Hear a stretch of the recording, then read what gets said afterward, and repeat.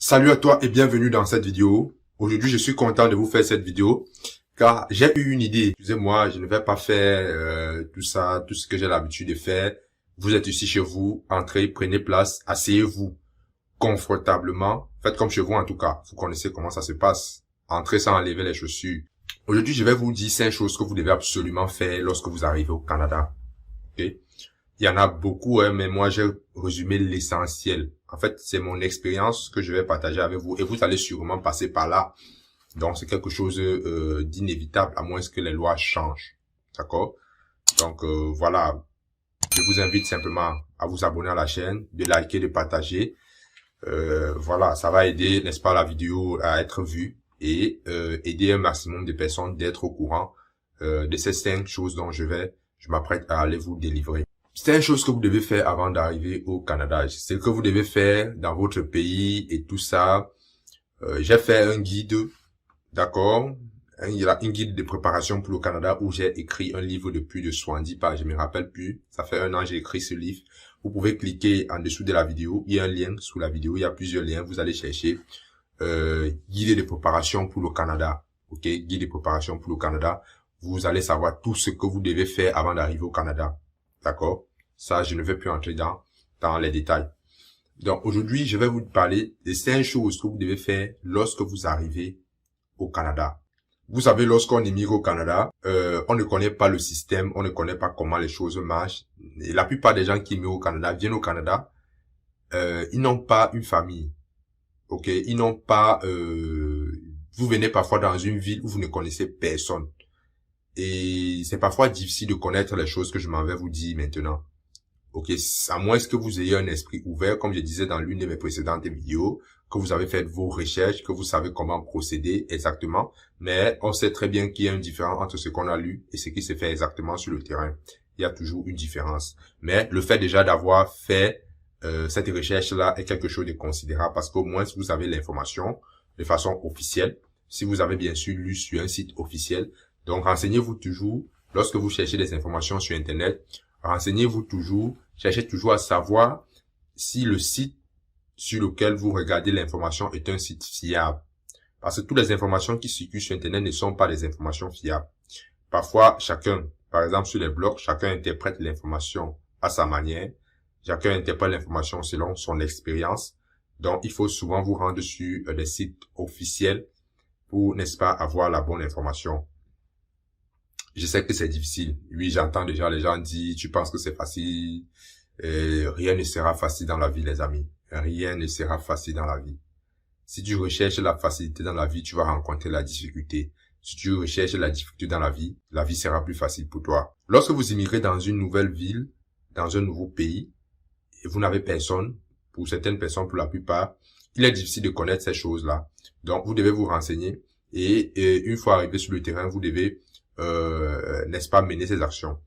Et pour la petite histoire, le Canada, je ne suis pas allé dans beaucoup de pays. Je ne suis pas, vous savez, voilà, en Europe, j'ai échoué. Et voilà, c'est pas un problème parce qu'il a fallu que j'ai cet échec-là pour être là où je suis. Et je peux vous dire qu'au Canada, les gens sont beaucoup plus ouverts à vous aider. Vous pouvez rencontrer un inconnu dans la rue et cet inconnu vous donne un renseignement. C'est-à-dire vous rendre un service gratuitement sans de façon très polie, de façon très gentille, c'est-à-dire les gens ont cet amour là de vous aider. Je ne suis pas en train de dire que tout est beau, non, il y a des personnes aussi mauvaises, mais dans la plupart des cas, ce que j'ai rencontré, lorsque vous êtes dans la rue, vous vous renseignez, par exemple, vous cherchez une banque, il y a quelqu'un qui sera apte de vous accompagner dans la banque, de vous dire, ok, voici comment faire, voici, par exemple, pour prendre le métro. Lorsque vous arrivez, prendre le métro, par exemple, à Montréal, lorsque vous arrivez, parfois, vous vous embrouillez, il y a plusieurs lignes, vous ne savez pas. Si vous vous renseignez, vous allez voir, il y a des gens qui peuvent carrément laisser ce qu'il est en train de faire pour aller vous donner le renseignement. Donc, n'ayez pas honte de demander. Ok, n'ayez pas honte de demander. On vous demande, la plupart des renseignements sont gratuits au Canada. Les gens vont vous aider, n'est-ce pas, de bon cœur. Donc, lorsque vous arrivez au Canada, la première des choses que vous devez faire, je suppose que vous êtes déjà installé dans un domicile, si vous avez quelqu'un qui vous a accueilli, vous êtes chez la personne, si vous avez, voilà, si vous êtes dans votre chambre d'université, voilà, vous allez, quand vous êtes encore à l'université, c'est plus facile. Parce que généralement, vous aurez une réunion, on va vous expliquer comment ça se passe. Parfois, il y a des anciens étudiants qui vont vous aider, qui vont vous diriger. Quand vous êtes dans une université, vous avez pris un logement à l'université. Donc, moi, je parle pas de ces personnes. Ça, c'est une autre catégorie. Moi, je parle vraiment des personnes qui sont des personnes neuves, des personnes qui ne savent pas.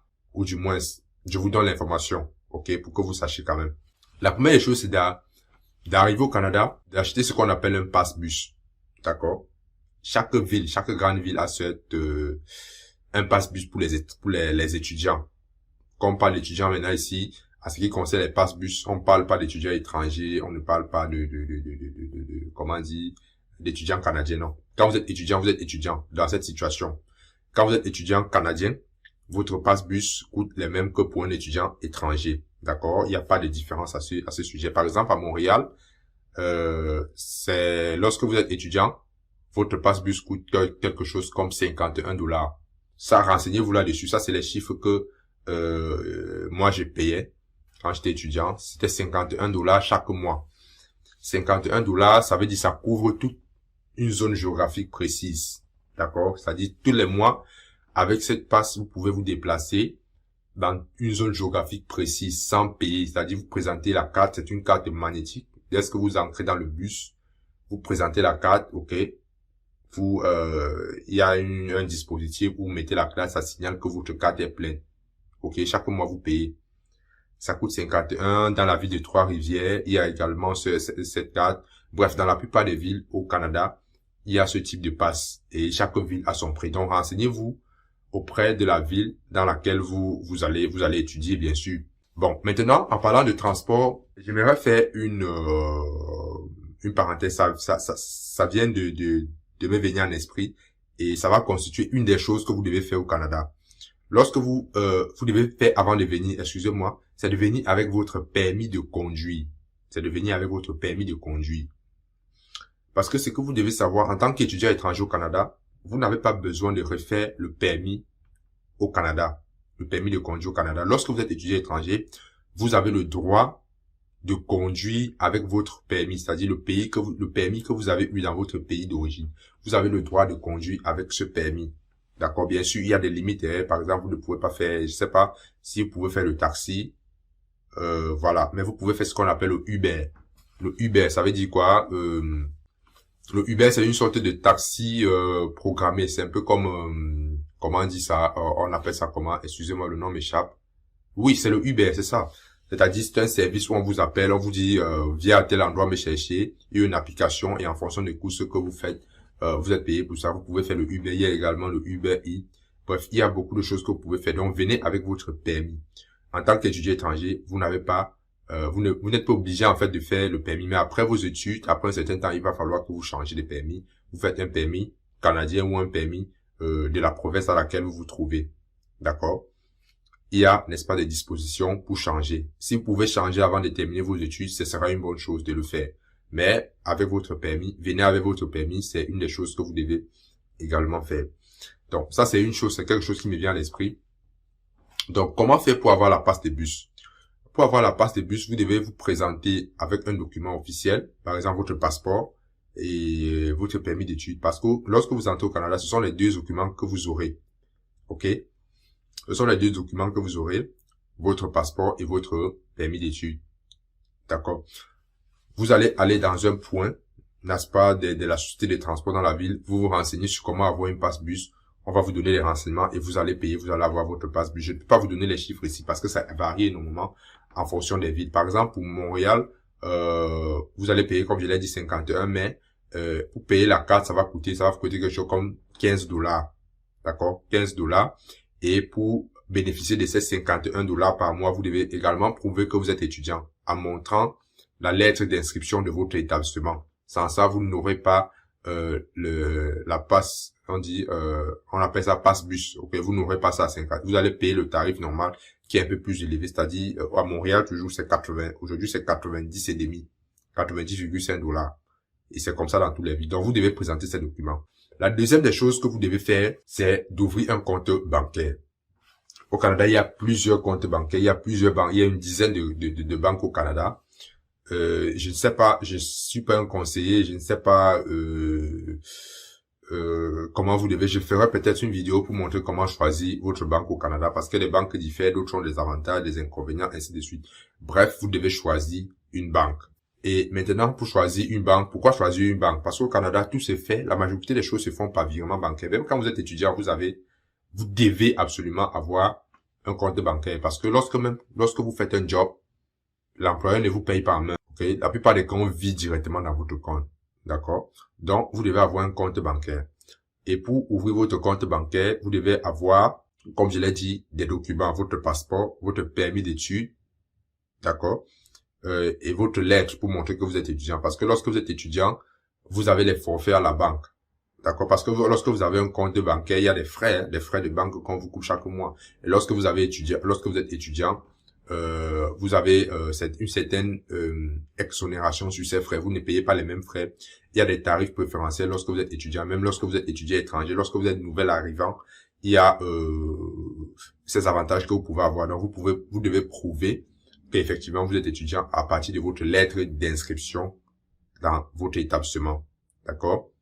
Donc, si vous voulez savoir les banques canadiennes, vous pouvez taper sur Internet. Hein. Il y a RBC, il y a Desjardins, il y a la banque TD, il y a la banque Scotia, il y a Trust People, ainsi de suite. Il y a panoplie de banques. Donc, je peux pas citer tout ici. Donc, on va vous donner, vous allez, je sais pas si j'ai oublié quelque chose, je peux avoir oublié un élément. Mais bon, vous aurez en gros ces documents que vous devez présenter pour ouvrir votre compte bancaire. Maintenant, il y a ce qu'on appelle, on vous donnera ce qu'on appelle les cartes de crédit. On vous donnera une carte de débit et une carte de crédit. Je ferai une vidéo pour développer ça un peu plus en détail. On va vous donner une carte de crédit, une carte de débit. Votre carte de crédit, il y a un certain montant qui sera alloué dans votre carte. Parce que vous êtes étudiant, vous ne pouvez pas avoir le même montant que quelqu'un qui travaille. OK? Donc, dans une autre vidéo, je vais vous expliquer ces deux concepts. Donc, lorsque vous ouvrez un compte, vous aurez ces deux cartes. Ces deux cartes vont vous permettre de faire les différentes transactions. Par exemple, même pour payer votre passe-bus après, vous pouvez payer avec votre carte de crédit ou votre carte de débit. D'accord? Mais dans un premier temps, vous allez payer cash. Le cash est accepté, c'est toujours accepté. Mais vous allez voir, au Canada, tout est passé au numérique. C'est difficile de toucher l'argent physique. Ok? L'argent est beaucoup plus passé numérique. Moi, personnellement, c'est un système qui me met mal à l'aise parce que moi, je suis habitué à toucher l'argent.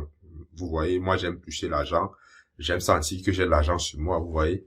J'ai eu cette habitude de toucher l'argent. Vous comprenez de quoi je parle. Lorsque j'ai l'argent sur moi, je sens que cet argent m'appartient. Et lorsque l'argent est dans une carte, c'est important, mais bon, moi, j'aime sentir l'argent sur moi. Une fois que vous avez ouvert votre compte, c'est avec les documents que la banque vous donnera, qui prouvent que vous avez un compte bancaire, qu'on va passer, n'est-ce pas, au troisième élément.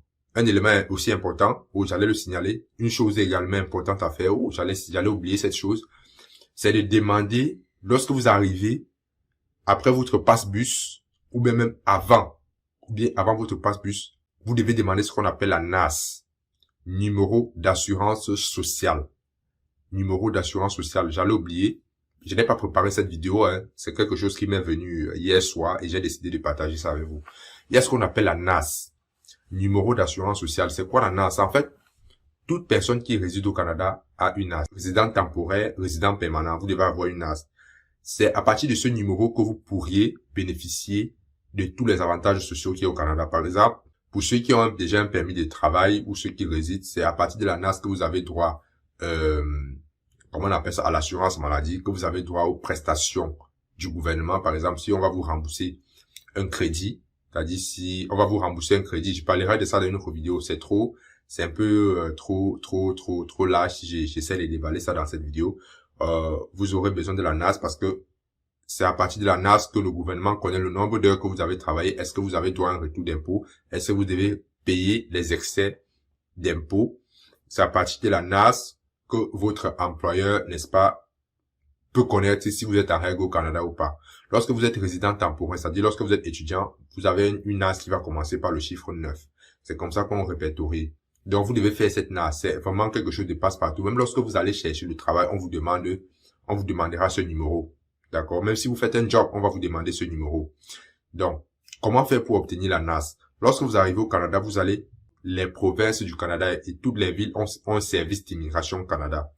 Parce que Immigration Canada, c'est réparti dans tout le Canada. C'est eux qui s'occupent de l'immigration, tout ce qui est immigration, tout ce qui est immigration au Canada, c'est Immigration Canada qui s'occupe de ça. Donc, vous devez aller dans un bureau d'Immigration Canada avec votre passeport et votre permis d'études. Et là-bas, on va vous délivrer la NAS. Ok, on va vous délivrer un numéro d'assurance sociale. C'est très, très important d'avoir ce numéro. C'est même incontournable. C'est la première des choses que vous devez faire. J'allais oublier. Donc, ça, j'ai cité 3 choses que vous devez faire lorsque vous arrivez au Canada. La 4e des choses que vous devez faire lorsque vous arrivez au Canada, c'est bien sûr de trouver un job. Ok, c'est de trouver un job. C'est très important parce que, voilà, si vous venez au Canada étudier, avoir de l'argent est important, que l'on travaille ou qu'on étudie ou qu'on fasse, avoir de l'argent est important. Et pour trouver un job, il y a des sites, ok, des sites de placement par lesquels vous devez vous adresser pour trouver un job. Vous pouvez également vous-même faire vos propres recherches sur Internet, voilà. Mais il y a des sites tels que Randstad, il y a des sites tels que, ça c'est vraiment, même si vous êtes à l'étranger, vous pouvez contacter ces sites, hein, vous pouvez. Mais pour ceux qui sont au Canada, c'est plus facile parce que vous avez tous les documents, vous êtes sur place. Allez sur Internet, rendez-vous. Ce sont des gens qui ont des opportunités, n'est-ce pas, qui peuvent rapidement vous trouver un job étudiant. Maintenant, si vous êtes déjà à l'université, vous pouvez demander à travailler. Maintenant, ça va dépendre de votre permis. Si votre permis vous permet de travailler hors campus, dans ce cas, vous pouvez aller dans ces agences. Mais si votre permis d'études vous permet de travailler uniquement sur le campus, vous devez vous renseigner sur votre campus, comment trouver un job. D'accord? Maintenant, si vous travaillez hors campus, vous êtes autorisé à travailler hors campus, allez, n'est-ce pas, dans ces agences de déplacement-là. Et ils vont également, une fois de plus, vous demander votre permis d'études et votre NAS. Pourquoi votre permis d'études? Pourquoi votre NAS? Parce que on va déterminer quelle est la durée. Votre permis d'études permet de déterminer la durée pour laquelle vous êtes autorisé à travailler au Canada. Ok? Je dis bien permis d'études parce que il y a le permis d'études qui vous permet de travailler au Canada 20 heures par semaine. Et c'est à partir de ça que l'employeur va dire, ok, toi tu peux travailler 20 heures par semaine uniquement et vous orienter vers le job qu'il vous faut. Et une fois que votre permis d'études s'inspire, ils vont vous dire de renouveler votre situation. Vous voyez que venir au Canada, être sans statut, c'est compliqué. Lorsque vous avez un permis de travail, vous allez travailler quelque part, on vous demande un permis de travail, c'est pour connaître la durée pour laquelle vous êtes autorisé à travailler au Canada. Lorsque cette durée se termine, on vous demande de renouveler. Si vous ne renouvelez pas, on met fin à votre contrat. D'accord? Vous n'êtes plus autorisé à travailler au Canada. Donc, vous devez chercher donc un job. Ça, c'est l'une des choses les plus importantes que vous devez faire lorsque vous arrivez au Canada. Et la dernière des choses que vous devez faire lorsque vous arrivez au Canada, c'est d'aller vous asseoir quelque part. Lorsque vous avez terminé tout ce processus, prendre une bonne bière, boire et affronter les réalités de la vie. Je ne vous conseille pas de boire une bière, c'est une façon de vous dire, profitez un peu de la vie. Okay? Faites-vous un peu plaisir, allez baladez-vous, connaître la ville, connaître l'environnement dans lequel vous vivez. Je ne vous dis pas de vous balader, il y a des choses plus importantes que ça. Mais je pense quand même que il faut profiter du pays, il faut profiter, voilà, hein, pendant un certain moment, il faut aussi profiter, il faut se balader, il faut aller voir les endroits, il faut découvrir des villes. Parce que vous savez, lorsqu'on découvre des villes, on découvre d'autres opportunités. Ok, on découvre d'autres opportunités. Donc, voilà les 5 choses que je voulais vous partager. Et j'ai fait une parenthèse. Pourquoi est-ce que vous devez également vous asseoir quelque part? Parce que ça permet de faire des rencontres. Et lorsqu'on rencontre des personnes, il y a des personnes qui ont vécu des situations, il y a des personnes qui vont vous conseiller, il y a des personnes qui vont vous donner la plupart des opportunités que moi j'ai eues. Je les ai pas eues sur Internet. C'est en allant rencontrer des gens, en allant m'asseoir dans un café, boire, discuter avec des gens que j'ai eu certaines opportunités. Donc, c'est aussi important de le faire. Donc, c'était une blague, mais c'est aussi important. Voilà ce que j'avais à vous partager dans cette vidéo. J'espère que vous avez aimé. Je vous invite à liker, à partager la vidéo. Et on se retrouve à la prochaine pour une nouvelle vidéo. Ciao.